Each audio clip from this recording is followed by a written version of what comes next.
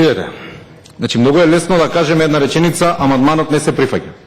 Аргументи не искажавте ниту еден и наистина ова веќе дава една сериозна доза на сериозна несериозност и од ваша страна, и од страна на Министерството, и од страна на владата на Република Македонија.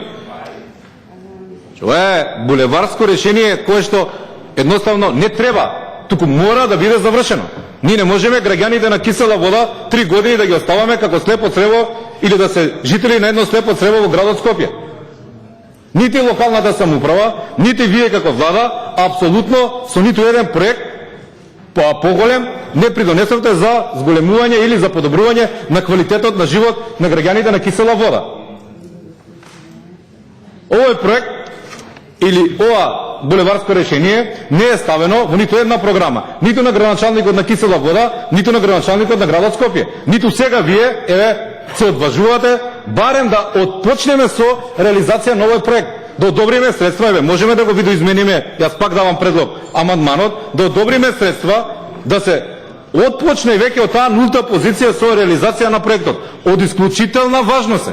Има огромен број на сообраќајни несреќи кои што за жал носат човечки животи.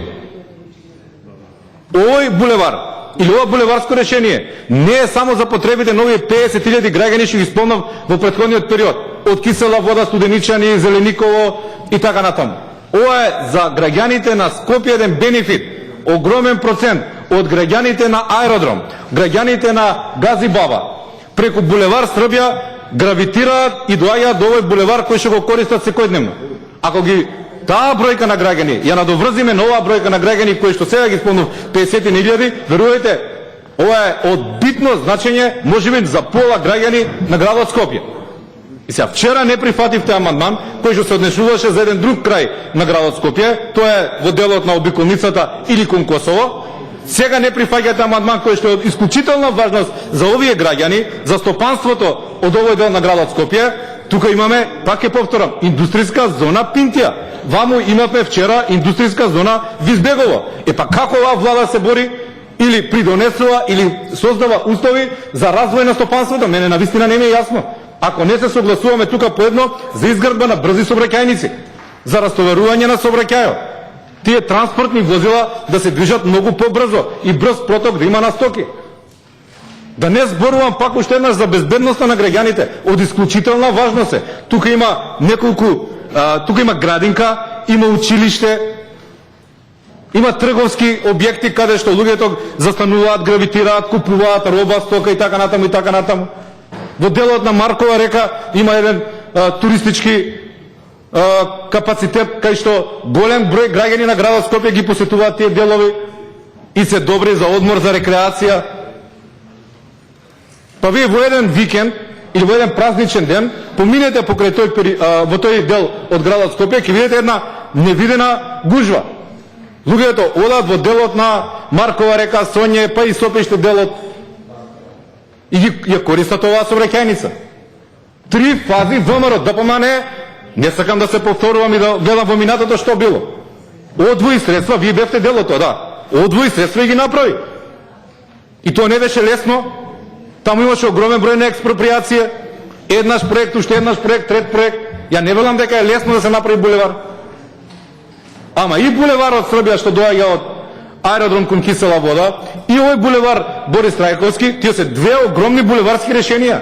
ВМРО ДПМН заедно со локалната самоуправа и тогаш предводена од ВМРО ДПМН смогна сили и ги направи.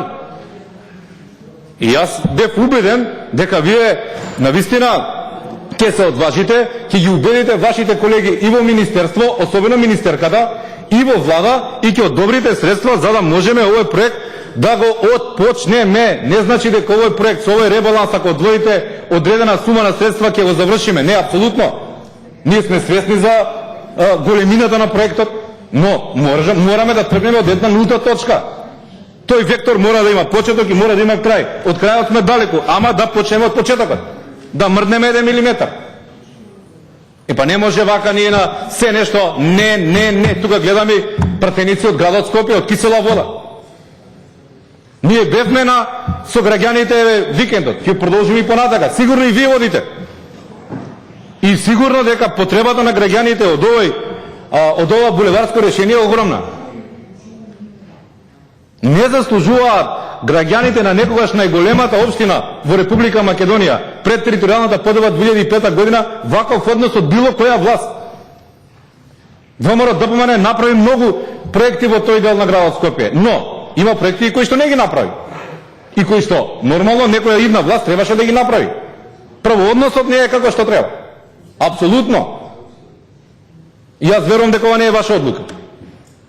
Убеден сум во тоа.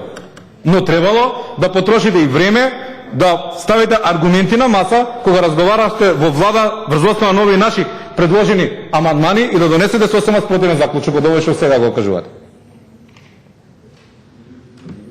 Јас сум убеден дека еве ги повикувам пратениците од мнозинството да размислат и да го поддржиме овој амандман, или ако имаат идеја да го видоизмениме, јас со тоа се согласувам, ќе го видоизмениме, но мораме да тргнеме од нулта точка, повторувам уште еднаш. Ова е застанат проект. Од рампа до Пинтија, тоа е огромен булевар со неколку километарска должина. Па сега се одважија и градоначалниците во тоа време, заедно со владата, и успеа да го направат од рампа до Пинтија.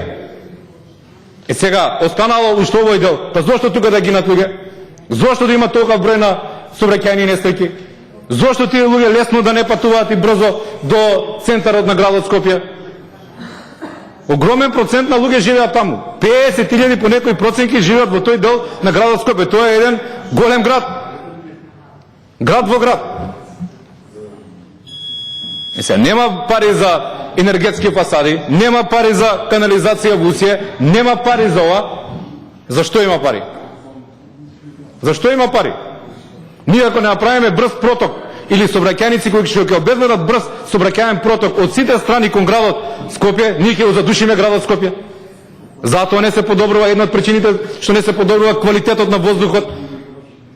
Една од причините и тоа. Ние вадиме асфалт, стара нов не е битно, и ставаме нов асфалт, ама не градиме нови сообраќајници, не ги прошируваме тие сообраќајници кои што ќе обезбедат брз проток, та нема на семафори да стојат возилата по 5 минути 10.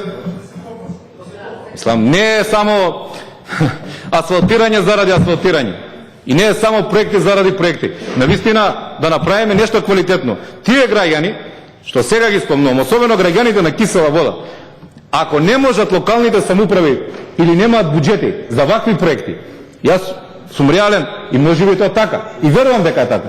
Но дајте ние или вие како влада да им помогнеме во сето тоа. Дајте, колеги пратеници, ние овдека како матична комисија и како пратеници изгласани од тие граѓани да им помогнеме на граѓаните. Не е битно партијата, ВМРО ли е, СДС ли е, не знам дуи. Апсолутно без саја, извинете колеги. Апсолутно не е битно. И ова не го зборувам ради политиканство или политика. Ова е искрено барање и на стопанствениците во тој дел на градот Скопје и на граѓаните особено. Ова е искрено ќе ви кажам. Барање од последната средба со граѓаните на Драчево. И населба Драчево, и цело Драчево се огромни населени места. Колега Ганев, и не може сега граѓаните од Лисиче, населба Лисиче и село Лисиче за 3 минути се до центарот на градот Скопје, на иста оддалеченост Драчево, патуваат по пола саат. Тикот може би саат и пол од дома до работното место или обратно. Не е во ред и мислам дека ако сме искрени и верувам дека сме честни, дека ќе донесеме едно заедничко решение. Ви благодарам и на вас, извинете. За дискусија се јави Димитар Велковски.